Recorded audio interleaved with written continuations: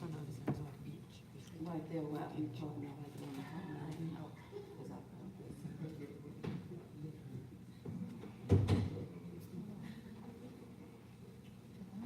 Psalm number 51. Have mercy upon me, O God, according to thy loving kindness, according to the multitude of thy tender mercies, blot out my transgressions.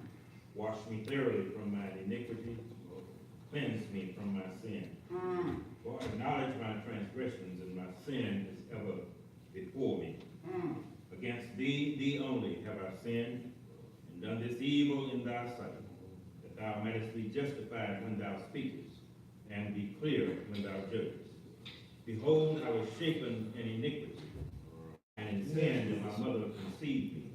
Behold, I desire truth in the inward parts, and in the hidden part thou shalt make me to know wisdom. Purge me with hyssop, and I shall be clean. Wash me, and I shall be whiter than snow. Make me to hear joy and gladness, that the bones which thou hast broken may rejoice. Hide thy face from my sins, blot out all my iniquities. Create in me a clean heart, O God, and renew a right spirit within me. Read the first 10 verses from the 51st one of the Psalm. May the Lord ever bless us with the reading, the hearing, or the doing of his holy word. Father in heaven, God, we come on tonight, gathered together to study your word. We ask now, God, that you would open up our ears and we might hear. Open up our eyes and we might see. Open up our hearts we might get a better understanding. God, we come tonight praying for the speaker tonight, for the teacher tonight. Ask God down that you would let him down in the deep treasures of your knowledge. Let him down, God, in the deep treasures of your love. Let him understand tonight, God, that he is standing before your people, declaring your word. Bless him now. And then, God, we ask you to bless the pastor tonight. Build him up, God, where he's torn down, Father. Just prop him up on every leaning side. Give him knowledge and understanding, God, that he might be able to go before your people and declare your word. Bless right now, God, in the name of Jesus. These, Father, and all of the blessings, bless in thy Son, Jesus' name. Amen. Amen. Amen. Amen. Let the church say amen. Amen. Let the church say amen again. Amen. Truly, this is the day that the Lord God He has made. We as the children of God should be exceedingly glad that the lamb that is going to be led to the slaughter is running a little late. But that's all right. That's all right. That's all right. Let's start next week's lesson a little early until he gets it. We'll start our segment of walking through the Word. We've been looking at the book of John. And we're going to look at John chapter 2. St. John chapter 2.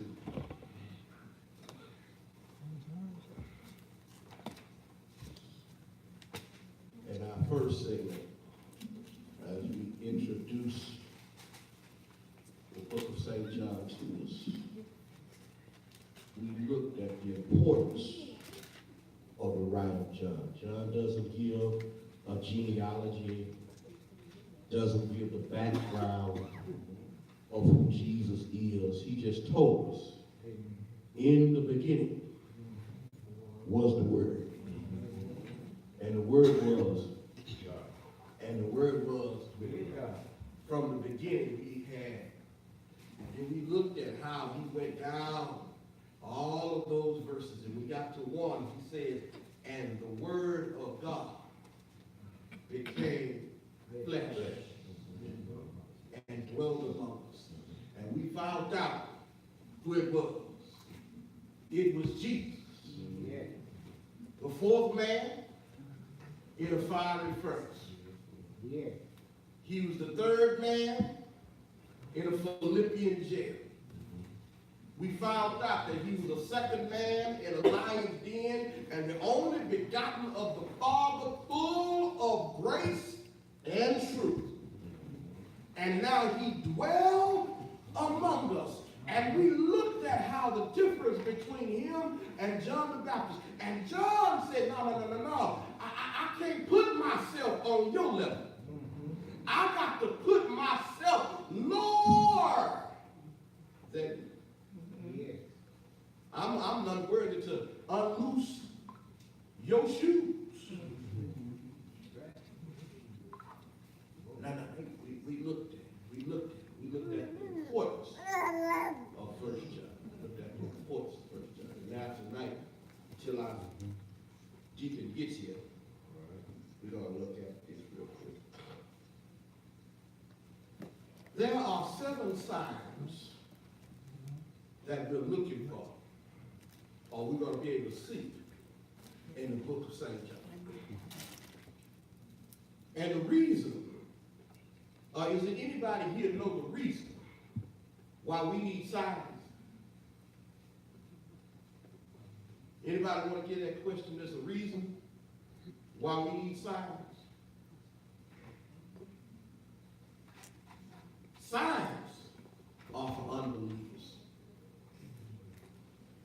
He could not come on the scene and declare who he was. No.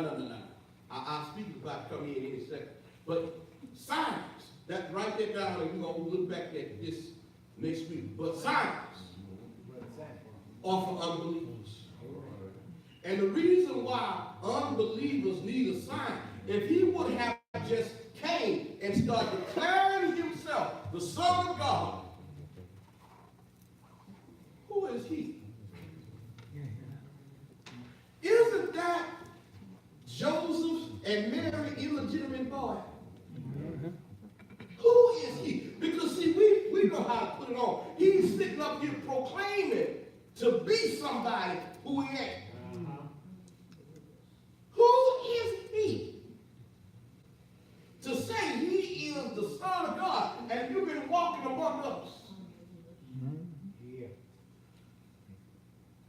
He come in and says, Amen. Let's make one quick point. Somebody read 2 John 1 through 5. I'm sorry, St. John chapter 2, 1 through 5. Y'all pray for the pastor. I think I'm not kidding. And the third day there was a marriage in Cana of Galilee, and the mother of Jesus was there. All right. And both Jesus was called and his disciples to the marriage. And when they wanted wine, the mother of Jesus said unto him, they have no wine. Amen. Jesus said unto her, Woman, what have I to do with thee? My hour is not yet come. And his mother said unto the servants, whatsoever he said unto you, do it. Amen. We'll pick it up next week. Amen. Carry on, Pastor. No, Brother Deason is here, and we're going to hear from him tonight. Amen. Amen. Come on, Dick. All right. Amen.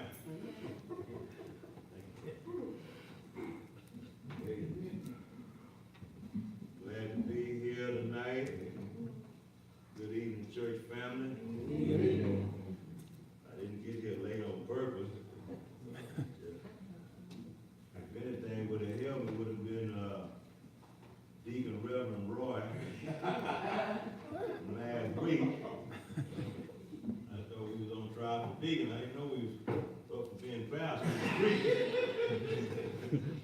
Watch it. Amen. We still co-laborers in the ministry. Amen. We support one another. All God's word, God's will, God's way. First I want to go to God. prayer. Amen. Thank you, Father God, for this opportunity, Father God. Thank you, Father God, for the one that came out and the one that had on their heart to come and wasn't able to make it, Father. Remove me, Father. Hide me behind the cross, Father. Instill in me, Father, so I can speak to the people of Greater Mount Criminal this evening, Father. I want to thank Father, Father, for the great pastor, great leader of this church, Father, for seeing fit to follow God's will, God's word, God's way. To see fit for me, Father, to speak to his people as the shepherd leader of this flock. Amen? Amen. Amen. Amen. I want to speak tonight from the epistle of Paul. Amen. But before I can get to Paul in 1 Philippians, I got to get Paul's background. And that background going to come from Acts chapter 16. All right. I got my good glasses. That's going to be from verse 6 through 23. And for us to understand fully of how Paul ended up in the Philippian jail, we must understand what landed him there. There were many things that got him landed in jail, but along the way, from leaving, from leaving Troas on the way to Macedonia, he, along the way, once again, he picked up some faithful followers. All right. And I'm just going to kind of give a little glossary over this background, if you will, before we actually get into the lesson. And we find Paul and Silas, they've been traveling throughout the region of Galatia and Phrygia. When they came down to the border of Mysia, they tried to enter Bithynia, but the Spirit of God would not allow them to. During the night, Paul had a vision of a man from Macedonia standing, begging him, "Come over, Paul, to Macedonia. Help these people." All right. After Paul had seen the vision, he got ready at once. I got a bunch of footnotes. Y'all got to bear with me, but I ain't gonna be with you too long. I ain't gonna be with you too long. I know Pastor wanna be here all night, but I just got a footnote right there when they say Paul had the vision. We know Paul, once the scales got off his eyes, he wasn't seeing nothing what Christ had in store for him to see. So we know about the Damascus Road, but once Paul started seeing the vision Christ had in store for him, if you was a part of the gospel and you was led by Christ, Paul gonna buy it, and Paul was gonna obey Christ. So when he came from Troas, they was on the way to Samothrace, and the next day they went to Neapolis. From there they traveled to Philippi. It was a Roman colony in the Macedonian district. All right. They stayed there for several days. But on the Sabbath, there's a peg right there. That's on the Sabbath day. On the seventh day, they were looking for prayer. All right. That's the house of worship. Any way you want to pray, it's the house of worship. This is an empty building. Pastor could have had me here Thursday night to speak to the pews. He could have had me here on a Monday night. But he chose to have me here to speak to the people. So wherever the people of God are gathered, we can pray. We can pray. If did nobody have the key tonight, we could have stayed outside and we could have still fellowship and worship. Because this is just a building, y'all. This is just a building. We make this a church. Because we are the church. So once we come in, we fellowship and koinonia, we all be on one accord, and we can pray. We can worship him. So they sat down and they began to pray. When they sat down to begin, they gathered. There was a woman gathered there. And this woman, she was by the name of Lydia. She was from Tyre. She was a worshiper of God, a woman of fine linen dealing, purple linen. Purple linen at that time was just known as just the highest. It wasn't forbidden. If you had on purple, you had fine linen. That means you had went to one of the Galleria type stores. That means when you see you walk in with the purple, we know you were a royalty. But she didn't take that lightly. She wasn't exempt from what I call a missionary people. So what her vision was, she had already been converted. And as we go along through this message, we will see that the people that were with Paul, most of them had been practicing Judaism, they had been Jews, but the vision of Paul, and they knew what Paul had already seen the light of God, plus the man that had called him to come preach and lead the people, so they were converted. So we'll see along the way that the people were converted, circumcised, baptized. So therefore, she said, Paul, if you choose me, If you say that I'm the woman that God has showed you that I am, I want to be a part of this mission as well. So by her accepting Christ already prior to Paul, but then she said, well, come on, stay in my house. Y'all stay at my house. So they stayed at her house for the night. Once they were going to the place of prayer, and when they made it there, they began to travel. Because Paul was what you call an itinerant preacher. Oh, yeah. Yeah, he traveled. He didn't have just one. You didn't have to come here to worship, and that's also let us know we might not make it here. We could be on the way here, and along the way we pass ministries. We see opportunities to minister as well. I'm not saying stop your car and always get out and leave your blinkers on and hold somebody's hand, but along the way, bless them, pray for them, have feelings toward them. My grandma would always say, "There go I." That could be me along the way. That could be you. That could be I. So if Paul seen fit that this one had already been baptized, sanctified, and blessed by God, well then they stayed at their house. And so the next morning they get up, they traveling. And along the travel they had a young lady. She became a part of the ministry. I think about what Sister Bell said the other week, when one started moving, everybody started moving. So when Paul had the movement, people just started joining in. But you would know when you belong to the fellowship of God, because everybody's heading in the right direction on one accord. And in these days, if we think about it, it was like we knew they had to be going the right way. Everybody, I thought about this, Pastor, in this study. Everybody knew about Paul. Everybody knew about him. It didn't say this in 16, but if he was persecuting Saul, there's no way that it could have been my aunt that you had persecuted. You done killed 2 or 3 of my generations. So now you see the light, we gonna follow you. Right. So now you on a missionary. So along the way, that's when they had the demon-possessed girl.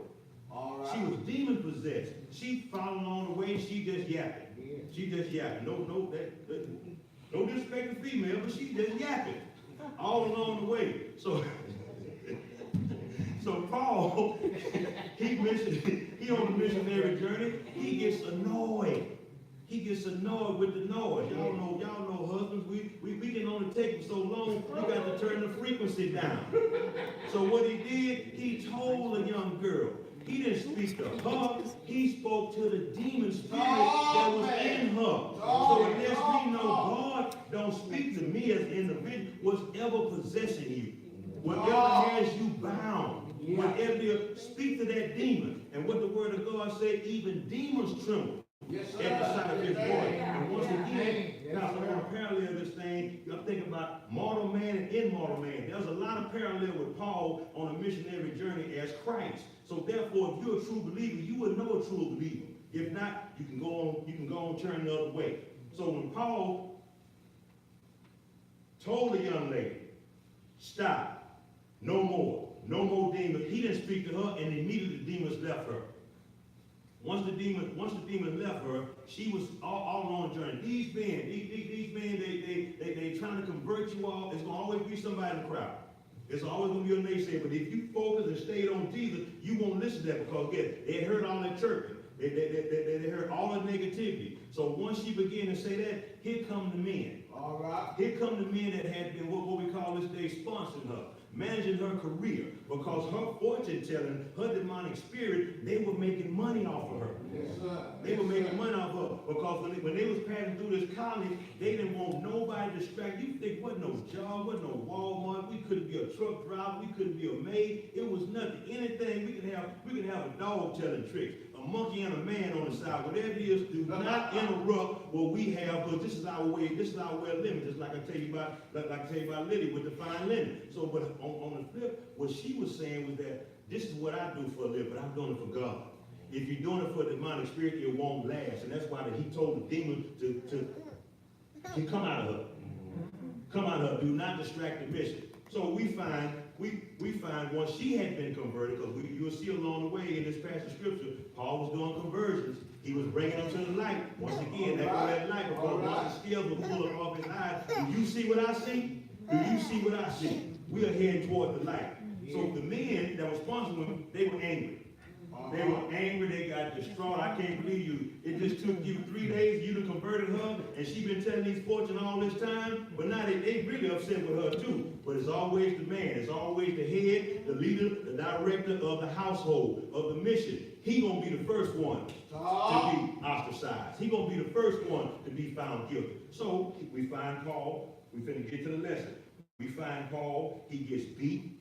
Him and Silas, Timothy, his apprentice, they get beat, they get drugged, they get whooped. This is how you end up in jail. All right. This is how you end up in jail. We don't want to just find Paul in Philippians chapter 1. How did he get to jail? When he was there, I want to call your attention to Philippians chapter 1. And I just want to issue a warrant for your intelligent arrest and lead you over here. And it says, if you're there, just say amen. Man. Paul and Timothy, as you know, they were servants of Christ. To God's people in the city of Philippi, they were bishops, they were Deacons Hamilton, they were Deacon Bale, they were Roy, they was Denson. We were all the leaders, the director. We were the head of, to help him with his mission, because he was the pastor. He was the leader. He had the vision that had been given to him. He didn't give the vision to the deacons. He gave the vision to the leader. So they abided in him and they followed him. God will and make peace to the God, our Father, and the laws in Jesus Christ are yours. You got that microphone out there, Deacon Roy? You gonna hold it tonight? I do. Okay. If I can get somebody to read that first verse from verse 1 down to verse 8. All right. And I think I can do a little commentating on that, Pastor. Off to the night.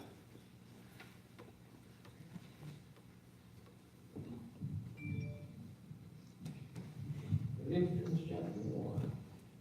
Paul and Timothy, the servants of Jesus Christ, to all the saints in Christ Jesus which are at Philippi, with the bishop and deacons. Grace be unto you and peace from God our Father, and from the Lord Jesus Christ.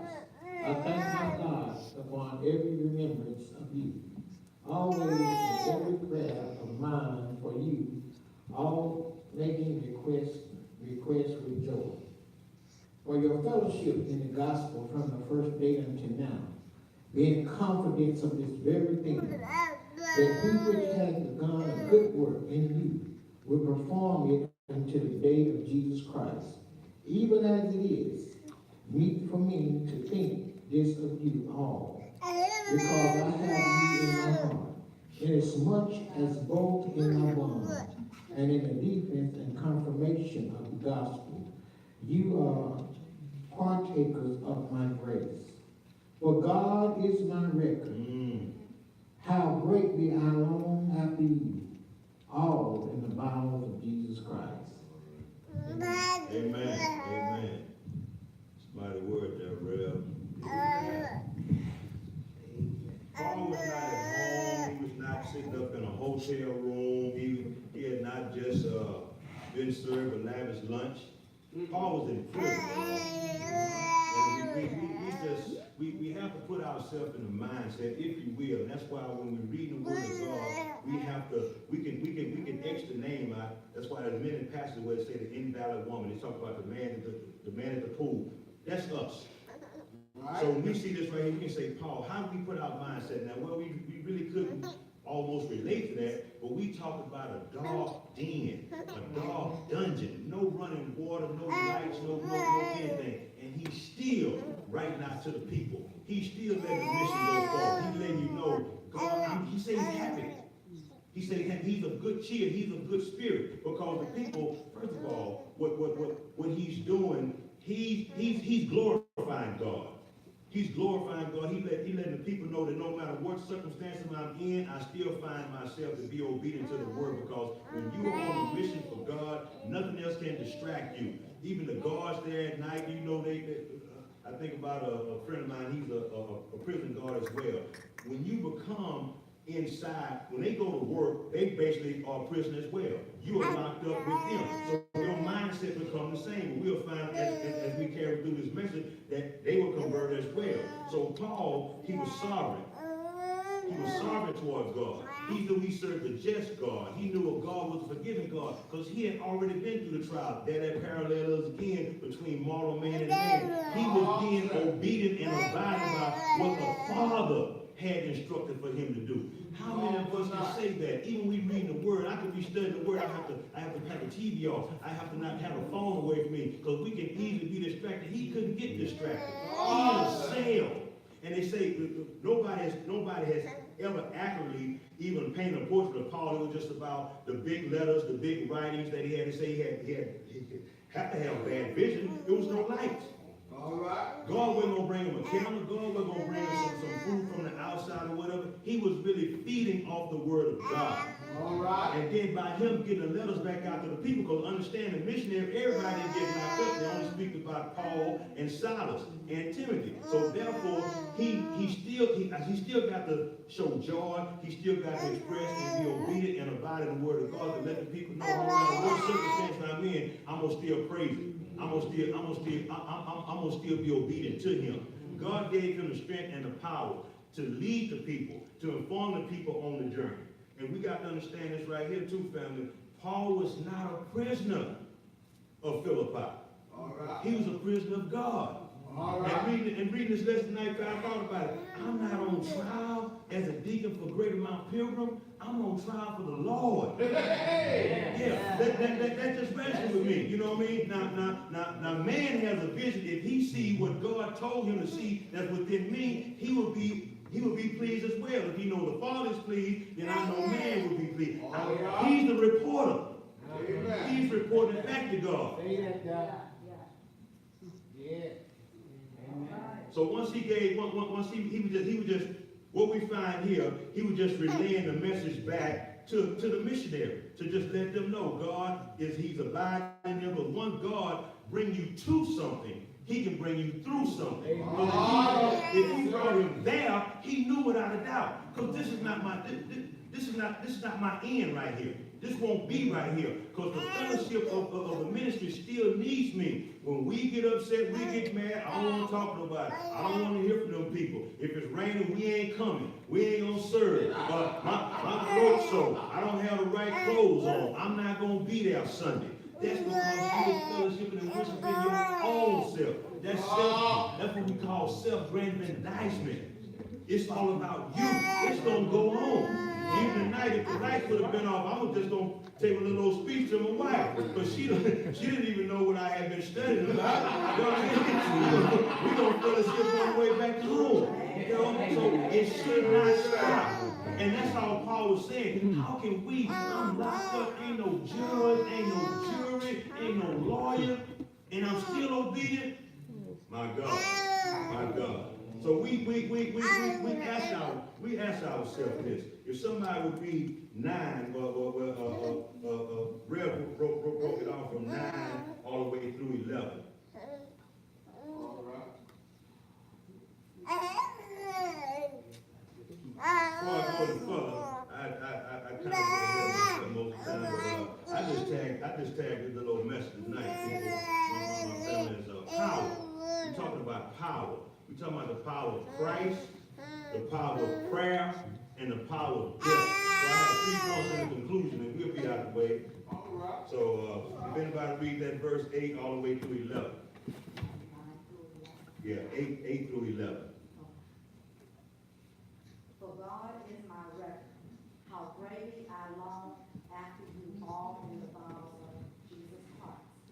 And this I pray, that your love may abide yet more and more in knowledge and in all judgment, that ye may approve things that are excellent, that ye may be sincere and without offense to the day of Christ, being filled with the fruits of righteousness, which are by Jesus Christ, unto the glory and praise of God. Amen. Paul is speaking to us, and he's telling us more and more. We have to love more people more. We know we love our family members. You know, I say this right here, some days I like my wife, but I always love my wife. You follow me? So we are human, but outside of that, I'm supposed to love my brother. I'm supposed to love my mother.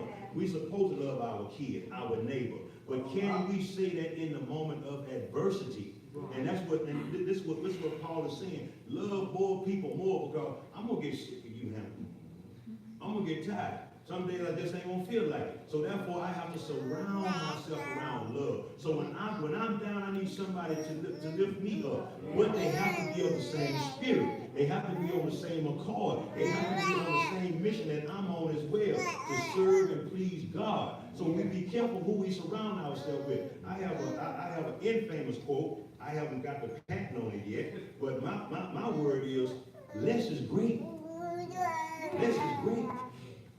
We can't do nothing with a crowd of people. Jesus didn't do nothing with a crowd of people. He took a little boy's lunch and fed 5,000. That's what he did. He never did nothing. There were 12 disciples. He only surrounded himself by 6, but the most of the time it was 3. Peter, Paul, and John. Because he knew who everybody was. He'll know everybody. Some are here to see, some are here to say, some of you got Sadducees and Pharisees all the way on the mission as well. But along the way, we can decide. I say this all the time. I got to pat this too fast. When you think about friends and family, most thing we have with them is time. That's it. Whenever you get with your friends, you come along, all the thing we talk about is old times, you've passed them. You've passed them. You've outgrown them. You not better. You don't browbeat them. I'm just not where you are. I'm focused. So here's Paul again. He's focused. He's not, oh, it's me. Y'all come see about me. I thank y'all for this journey. I thank you for being here. I'm still praising him no matter the circumstance. His feet are shackled even today. Nobody's walked in a cell with handcuffs. They in the cell watching TV, playing cards, they watching these programs. This man is shackled to the ground. What is he writing with? If you run out, what is he keeping? How is he writing epistles? How is he doing that? He's been supplied. He's been supplied. Say, God supply all my needs. Because he's staying focused on it. So it's just like, Lord, come see about me. What are you going to do? What are you going to do? How are you going to keep him? How is he going to abide in you and you not abide in him? Amen? That's the power of Christ. That's the power of Christ. So we ask about, when we say God is with me, and you say you with the Lord, I'm walking with the Lord, I'm saved, sanctified, I'm full of Holy Spirit. Are you? Well, I talked to God this morning, he ain't heard from me. He said the prayer request was over. I ain't heard from Baal this week. He didn't cash his tax return check. He ain't got back with me yet. If we can ask the witnesses of God, he say he don't send you through something, he's there with you. We can ask the 3 Hebrew boys. He didn't just send them through, he was in there with them. So when you say, I'm tired, my knees bother, my head hurt, well, if you say you belong to him, and he's you belong to him, and he's yours, he won't suffer long. He's on a mission. So we have to understand this right here. No matter what we're going through, if you come here Sunday after Sunday, you got the same ailment, you might not be serving the same prosperous God. Because God is a healer. God is a way maker. He will make a way out of no way. We talk, I can't get past the circumstance. We all gonna go home. We got some in the ice box, some cold, some warm. Whatever your preference is. He's not going anywhere, and he's still writing letters. He's still thinking of people for his journey. Amen. We're gonna go on to this is the power of prayer. This is my second point in this message. And let's go from 12, kind of lengthy. If you can stand, if you can't, just know we're gonna go from 12 to 18. Talk about the power of prayer. 12.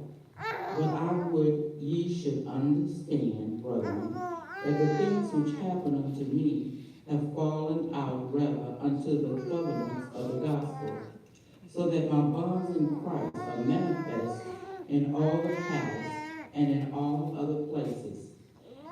And many of the brethren in the Lord, waxing confident by my bonds, are much more bold to speak the word without fear.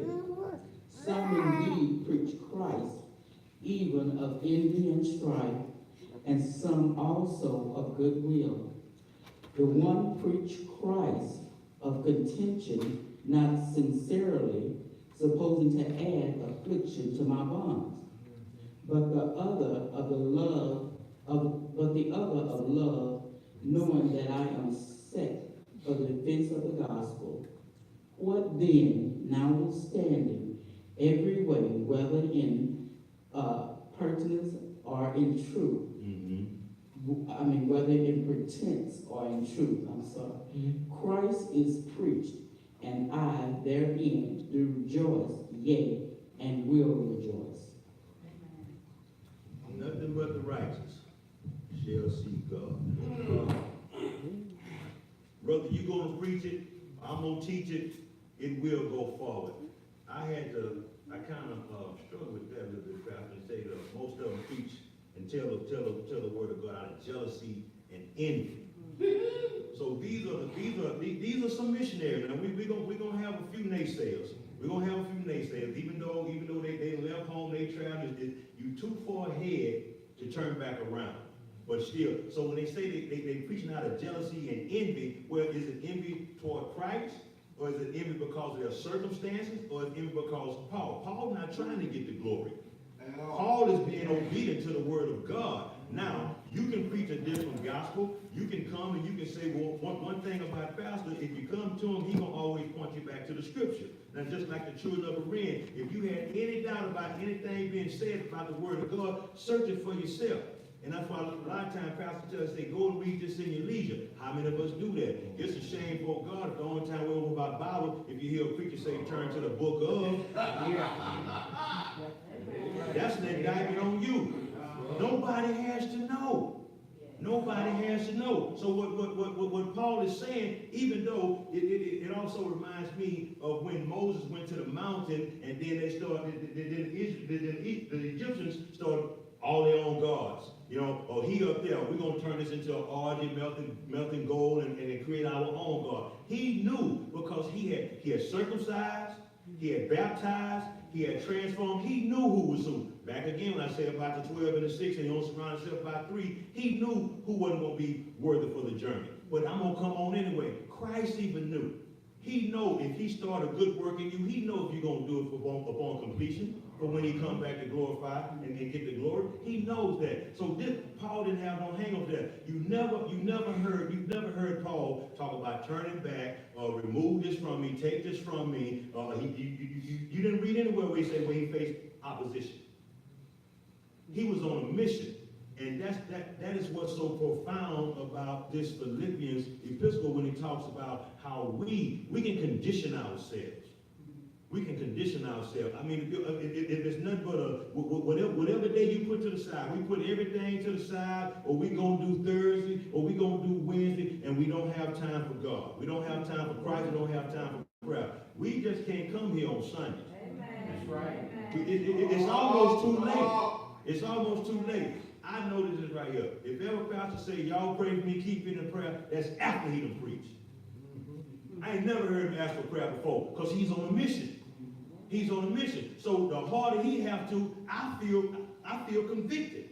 Well, how can we as deacons, we the overseers. We have to help him, encourage him, let him know, Pastor, hey, bring that, chug it, bring it.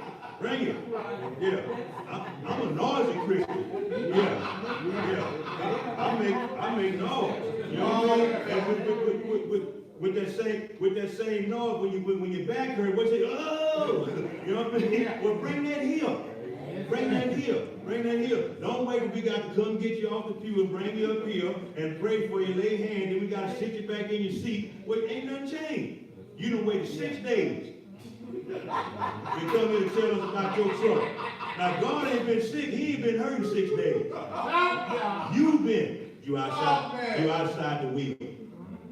You outside the All will. right, now, watch Yeah. out, watch out. God gives us what I call, now we know we going back like 70, 71 AD. We understand that right there. We modernized, we got smartphones. Most of us, like myself, I just call, hang up, say goodbye. That's okay. And most of us, we emailing, we tweeting, we sending messages. But think about it in Paul's days. It was none of that. We understand that. But how did he get the message out? Well, God implanted all of us right here tonight. He called knee mail. That's how you get to God. We all got some needs in our heart. How you get to him? Bend on your knee. Now, you can't always get on. You can't always get on. Nigga Bell, Sister Bell, you know what I mean? You can't always get down, but the knees in your heart have a contrite spirit. The constant of prayer in your life. And he'll hear you on the way. He ain't stay on the way over here. We got a bunch of traffic. I didn't say, hey, babe, wait a minute. Let me get out the car. I'm going to pray for this traffic to move. No, on the way. On the way. Men ought to always pray. Amen. That's good. He not asking, that's what the Pharisees and the Sadducees did. We understand that when he talks about in Matthew, they say, well, they want to be seen and heard by men. They blew their own trumpet. All right. They was out in the synagogue making a bunch of noise. Well, they had already received their reward. We're not doing this. He was doing this for God to be glorified, not for him, because he knew his time was coming. We should know. We have less time. We had a bunch of time. Most of those years were wasted before we came into the kingdom, before we came into the fold. So now we have no time but just to be obedient. Follow him. We've had too many examples. Too many. We honor the elderly. We honor the pioneers that came before me. Oh, they did a good work. Well, who taking their place? Who taking her place? Who would be next? Because God always got somebody in the bullpen. He got a ram in the bush. He got somebody.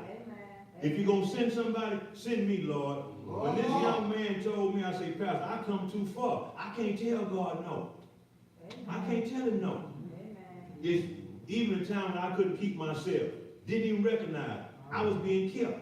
So therefore, it's back to what Paul is saying. You done showed me I was blind. All the people I persecuted and killed, some of these people in the mission, it had to be a grandfather. You killed my mother, but I'm going to still follow you. You killed my brother because he tells in Matthew 10:35, he tells, I come to separate. So why not have that mindset? Because some people going to leave you. Amen. Some family members going to leave. You could be right in the same household and they not there. Yes, sir. Yeah, it's just not the visual absence. It could be the spiritual absence of a person that has already left you. You started praying for him. I'm going to get him to come to church. Or one day she going to turn her life back around. God said, I already took my hands off of him. I've turned them over to a reprobated mind. I call that drop the yellow flag. That's past interference. And we have to understand that. We have to understand that because he gives it to you. He gives it to him. He gives it to you. What he talked to Deacon about, he ain't talked to you about. Yeah, sometimes that's just a personal note. I could just be sitting still. What's wrong? Ain't nothing wrong. These are tears of joy. My back it's going to forever hurt. Yeah, I'm gonna ever have aches and pain. I get up, Deacon Ham, I look around, I think somebody at the door. That's my knee squeaking. I said, who coming in the house? Yeah, that's my knee squeaking, but he knocking. He letting me know, I'm getting you ready. We got all the signs. We got all the signs. So let us know we have to walk circumspectly in front of the people because you can cause me to go astray. If I put this man in front of the cross, then I'm gonna miss the vision. And this is why he's writing back to the people to tell them it's not me, it's the God that's in me. He told in the first verses that how he was instructed, where the instructions came from, and he know I'm on a missionary journey. You got to be, if in order to be a good leader, you must be a strong follower. Pastor told me, he said, I'm watching. I'm pointing back at, I'm watching you too. Yeah, I'm watching you, you watching me. Yeah, you doing the right thing, I can only follow him. Because I tell you this right here, this is a footnote, this is a side note, this ain't gonna cost anybody anything. When this elder, when he stood in that pulpit, he said, I didn't come here to change. I come here to enhance what we already have. The foundation was already here. Now you come in, you want to change this, change that, we gonna redo this. And he said that about Deacon Roy. Yeah, we gonna keep that going.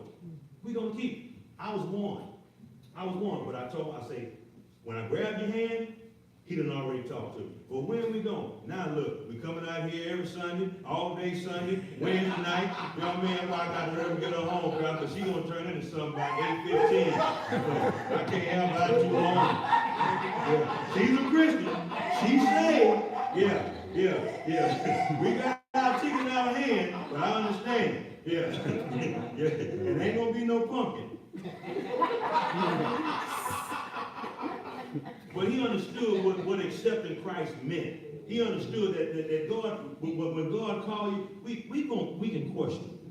Job questioned. Whenever you hear about, oh, don't question God. Don't do that. You can. You can question God, but in his own time. If I was to take a toll tonight, there's not two people in here at the same time. Not two people. Because your watch is set for you. Amen. Huh?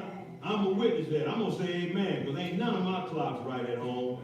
They not for me. Yeah. Amen. Amen. But we about our business. I think about Jesus at the temple. The parents were gone, how long, Rev? They were gone about 3 days. They were gone 3 days. The wife looked at the husband looked at the wife. Where the boy at?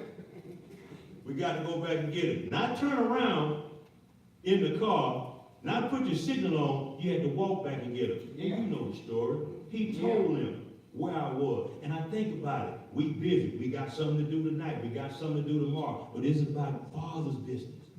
Is your business his business? Or your business your business? But as soon as you find out, Lord, I need you, I'm not coming there. I didn't send you there. And that could be anything, with a mate, could be a home, could be a purchase. Look what the Lord ain't told you that. The car you traded in and gave away, he wants you to keep bringing that to church. Now you ain't tithing. That's a whole nother story. I ain't even had that in my notes. That just come to me. Yeah. Y'all come out, then you want to park it up front in the handicap. The elder can't get in here. Yeah. Y'all see what I got. But as soon as the job give that note and it's pink, we don't see you. Y'all pray for me. You on the sick and shed in now. We need you. Yeah. Huh? I'm talking about myself. My grandmother said, that go I. That could be me. Just because he's blessing you and things are going according to his will, stay in his will. I think about the bumper cars, y'all. We can bump the side. We can hit the rail. Don't go over the curb. That's the other grass. We know we've had too many went before us to let us know what right way to do this thing. Yes, we must be biblically sound, ordained, instructed only by God. Only by God. If the elder of this church, if he ain't instructed by God, he shouldn't lead you. Oh, right. He can't lead you. How do you know? When he reads, search it. Don't just read the parable that he's preaching about. Read the whole chapter. Oh. And you'll get a better understanding. I look at this financial, I'm talking about finance, that ain't my subject now. But it does help. The kingdom of God does help. I look at this church family. I look at this church as we in here tonight, we are seasoned. We've been walking with God long enough.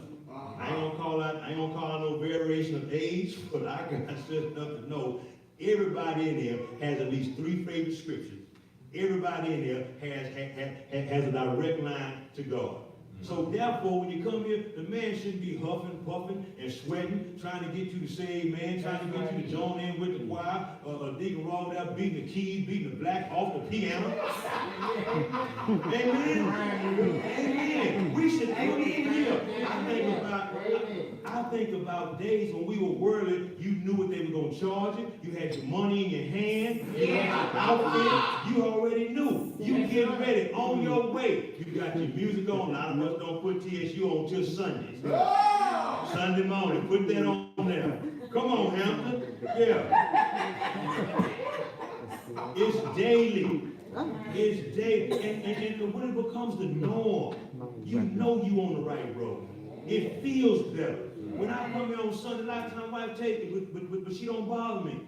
But I had already been conditioning before I had a talk with the elder. And I told him, I knew he had talked to God, because I had been talking to him. The blessing had increased, my tithing had increased. Yeah, once I paid my car off. Amen. Amen. Get that out the way. Get that out the way. Because if it's any way, you block it. It ain't just so much the blessing, it's just receiving all the goodness that he has in store. We ain't even scratched this thing, y'all. Amen. We ain't. We on the honeymoon period. We are right now. It's enough right here.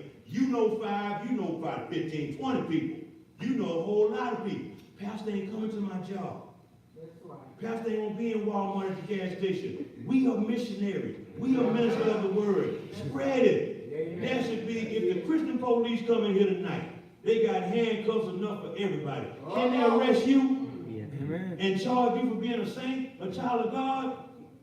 If somebody's still in this sanctuary after the Christian police walked out of here, you not a believer.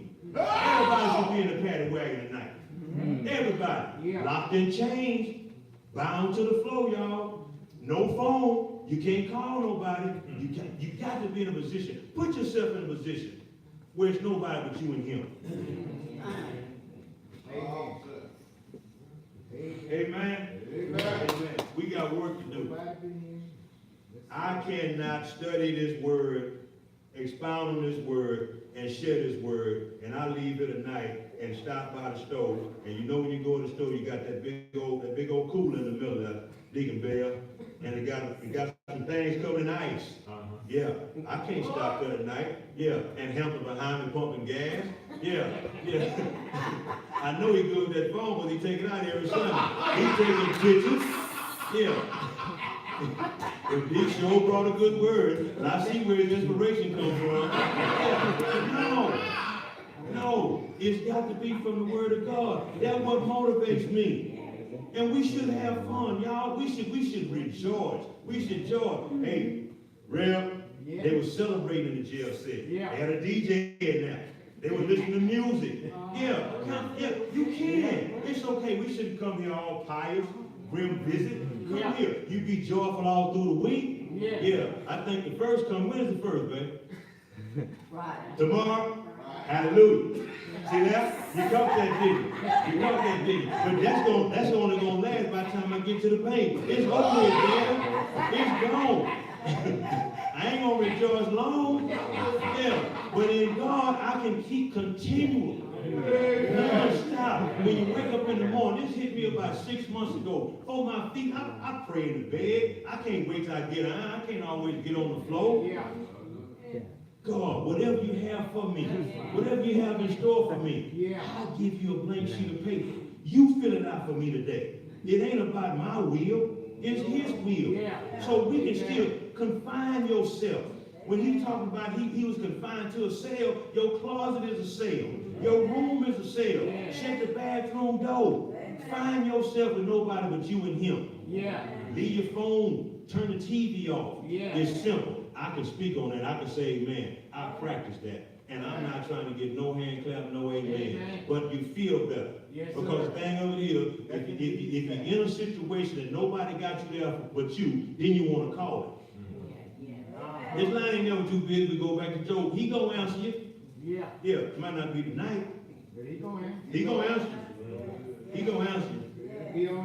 He gonna be on time. But it's gonna be his time. Because it's for him. He's not getting you out of a situation for you to go and say what you did. Because most times we didn't put ourselves in that situation. We did, and it could be any number of things.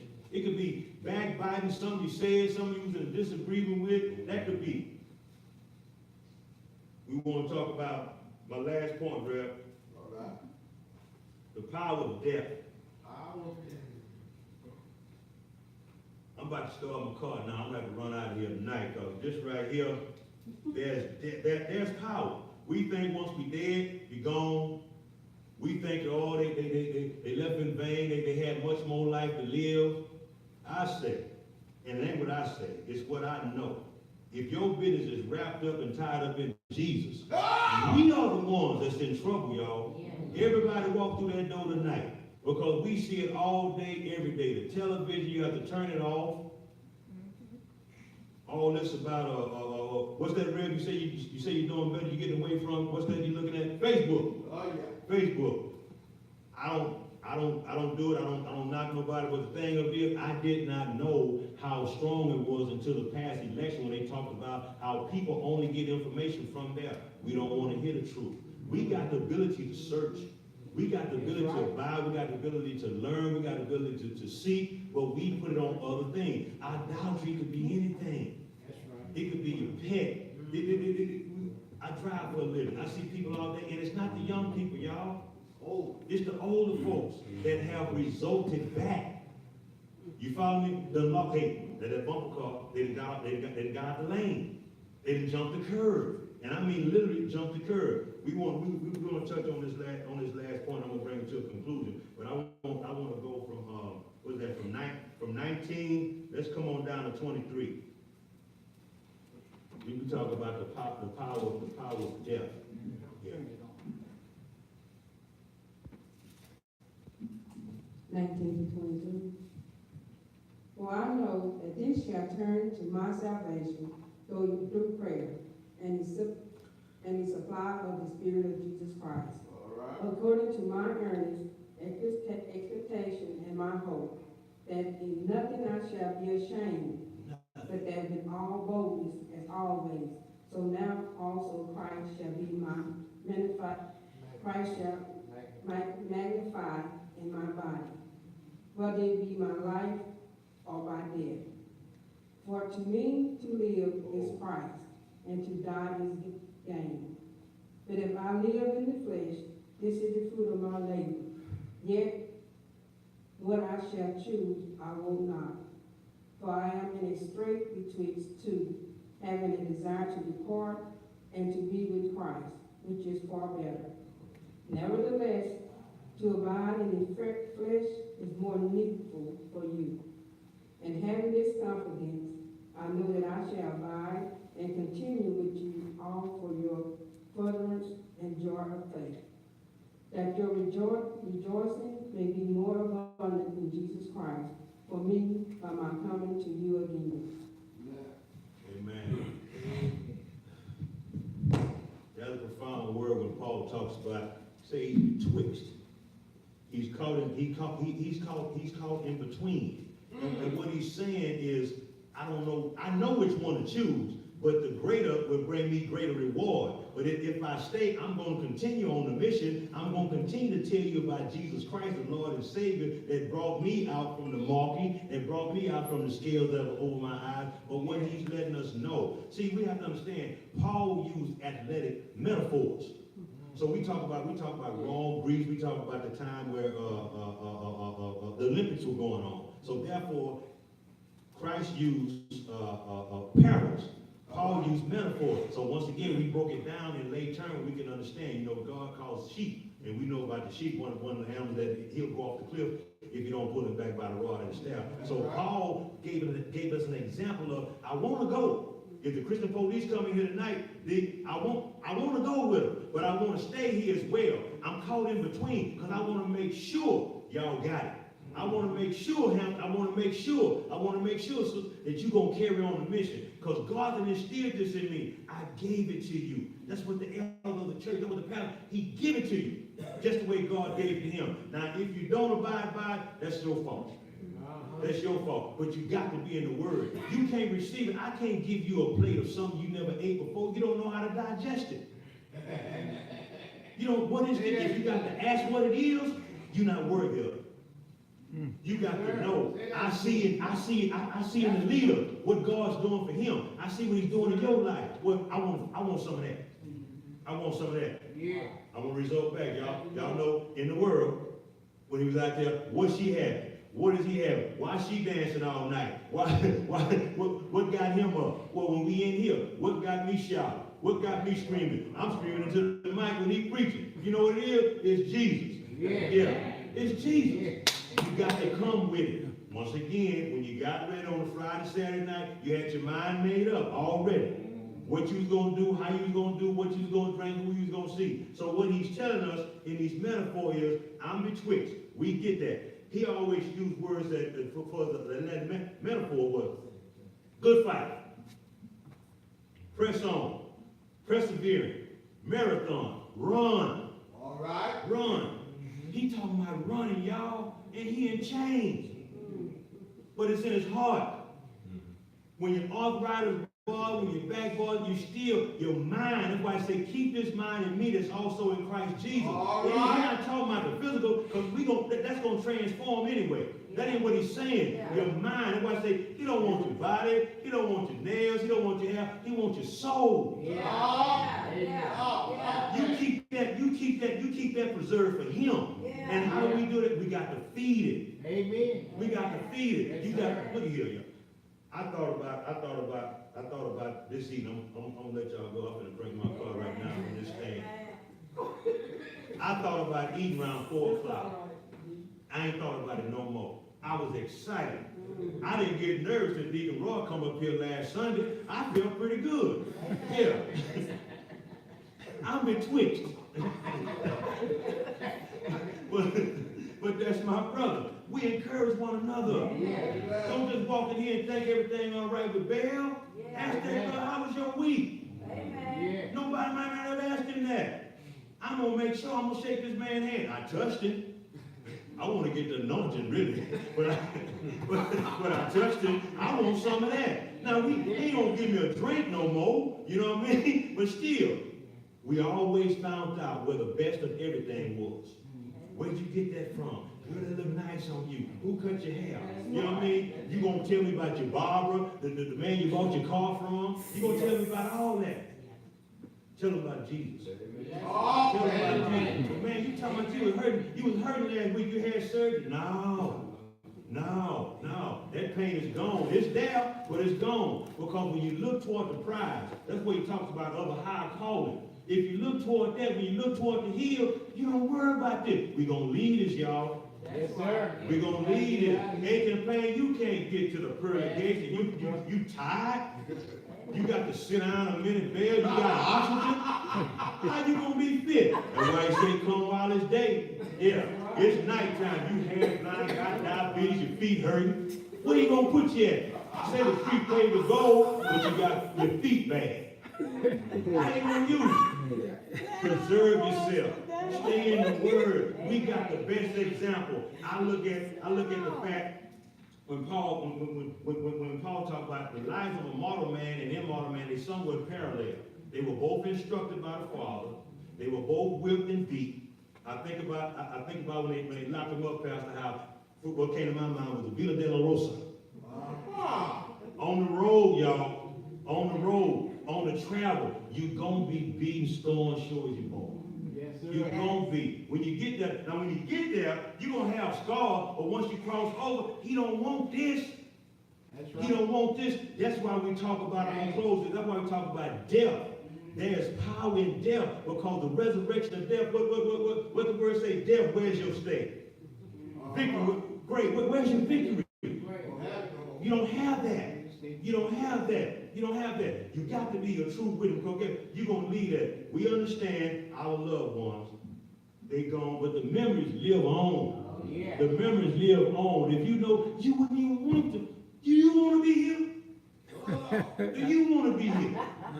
We got to leave it tonight, y'all. Peace and blessing to everybody and your travel. We got to be concerned with that. Hope when we get home, Deacon, if you pray after my little old message, hope everything is as well as we left it. Hope we ain't got to get there and find somebody, because the Christian, we ain't going to put them to the side. In the name of Jesus, we going to handle that. But these are the things. So why should we weep? This is preparation right now. He's getting us ready. He's telling us with these metaphors. It's a marathon, y'all. It's not a sprint. It's not what's that we watch when the people be doing the 4x4 relay. If you ever notice in the Olympics when they're running light. Oh yeah. I think the shoes by 3 or 4 ounces, Rev. They got the little shorts on, the little tank top. But what we got, I got Bills, I got worry, I got stress. You got too much weight, you can't run a marathon without weight. Take Take off the weight. You got to take off every weight. Lay it down. Me and Nickel we got a trash can out there and you can't see it. I told you a couple of Sundays ago, leave that out there. Yeah. Don't bring that in here because when you come up in here, you finna get cut with the sword. You know what I mean? You're gonna get hit with the helmet and the breastplate, we're gonna bump you. You know, like when they scope, we're gonna hit you with the breastplate. That's what we come to do. Yeah. That's what we come to do. But you gotta be equipped. You gotta be equipped. When you're running out, you're taking off stuff along the way. I can't have on 1976. I can't have on 1983. Those were burning down years. Talk, sir. The more I know, the more I grow. Not once did Paul mention where he stumbled or he resisted. Not once. He told you, I'm fighting a good fight. I'm pressing toward the mark. Yeah. If in this life, if our only hope is in Christ, we're like most men. Miserable. Miserable. We should be. Everything belongs to him. Everything we got. Pastor, you talking about that record service. They come here, the people ain't got the tag on their car. We got stolen cars right now tonight, y'all, in the parking lot. We done stole from Christ. We done stole from him. Once again, I tell you, if you come outside, see my new car, yeah, look at this right here. When we back in the finance room, we don't see nothing with the fingerprint on it. That's disobedient, y'all. Everything we do at this point in our Christian life, this is what I call a repeat offender. You already been convicted of that. Yeah. Why would you want to be charged double jeopardy?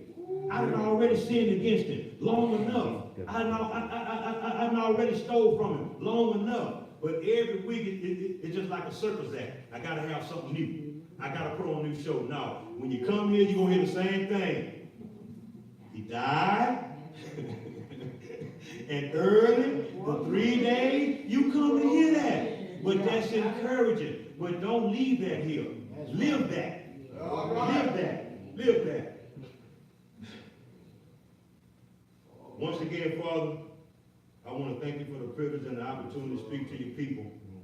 Father, let there something have been said tonight that you will be glorified and that your people leave here blessed and benefited, Father. Because, Father, as you know, keep me here behind you. Keep me behind the cross, Father, because without you, I'm nothing, Father. With you, I can do all things through Christ Jesus that strengthens me. Amen. Amen.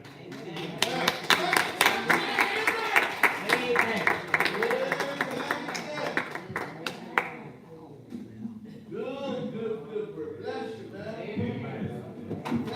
Bless you. Amen. Thank you, Lord. Y'all gonna hear this again somewhere. Because there's so much meat still left on my heart. But there's one part in here. To live for Christ. And to die is gain. Yeah. As long as I'm in flesh, I'm gonna live for Christ. Yeah. Amen. I want to gain. But that's not my call to me. I want to go to the pearly gate, but it's not my call to make this here. Amen. But when it comes, Also, I'll be ready to go. somewhere. This is the last church I'm ever pastor. So, Amen. so since I want to be 80. But when the next man take that little seat, Amen. Bless you, man. it should be said, our pastor stayed with the word. Amen. Amen. And that's what I'm going to do for the rest of my life. I'm just going to give you the word. Amen. If you big and bad enough to fight with God, go on fight there. Not my personal opinion, not how I feel, but I just got to give you what God says. Amen. Amen. Thank you, Brother Deason. Give him a hand. Amen. As he was speaking, the Spirit spoke to me within the next 90 days. These two brothers are going to cross over. Amen. Study your questions. Study your questions. Study your questions. You're going to get some more questions. Amen. So within the next 90 days. Board members? Board members? Amen. All in agreement. Amen. Within the next 90 days. Maybe before. Whoa, sir. Amen. So tell all your kinfolk. Tell all your family and friends. Including your enemies. And when you the day we set the date for y'all to cross over, we want them all to be here. Amen. Amen. Let us continue to pray one for another. In this day and age, we all need prayer. Pray for me. Amen. I'm trying to cut this, whatever this is, off at the pass. So please pray for me. Any comments, questions?